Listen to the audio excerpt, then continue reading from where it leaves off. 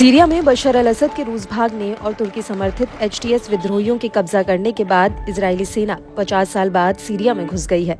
यही नहीं, इजरायली सेना के टैंक सीरिया की राजधानी दमिश्क के करीब देखे गए हैं। इजरायली सेना ने गोलान हाइट्स पर कब्जा कर लिया है, जो रणनीतिक लिहाज से बेहद अहम है।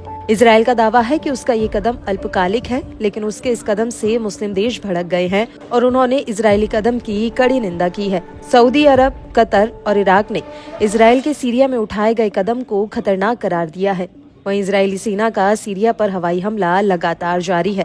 न्यूज 18 की रिपोर्ट के मुताबिक इजरायली प्रधानमंत्री नेतन्याहू ने कहा है कि असद शासन के पतन के बाद 50 साल पुराना 1974 का युद्ध विराम समझौता खत्म हो चुका है। इजरायल ने कहा कि सीरियाई सैनिकों के अपनी जगह छोड़ने के बाद उसने इस क्षेत्र पर कब्जा करने का फैसला किया है। इजरायल ने संयुक्त राष्ट्र निगरानी वाले बफर जोन में इस हफ्ते जमीनी और हवाई हमले करते हुए इस क्षेत्र पर कब्जा किया है। संयुक्त राष्ट्र ने इस कार्रवाई ने 1974 के विस्थापन समझौते का उल्लंघन कहा है। इजरायल ने 1967 में दक्षिण पश्चिम सीरिया के गोलान हाइट्स पर कब्जा किया था। अमेरिका को छोड़कर बाकी दुनिया इसे सीरिया का कब्जा किया क्षेत्र मानता है। 1974 में समझौते के बाद यहाँ बफर जोन बना था, लेकिन अब इजरायल ने इसे तोड़ दिया है।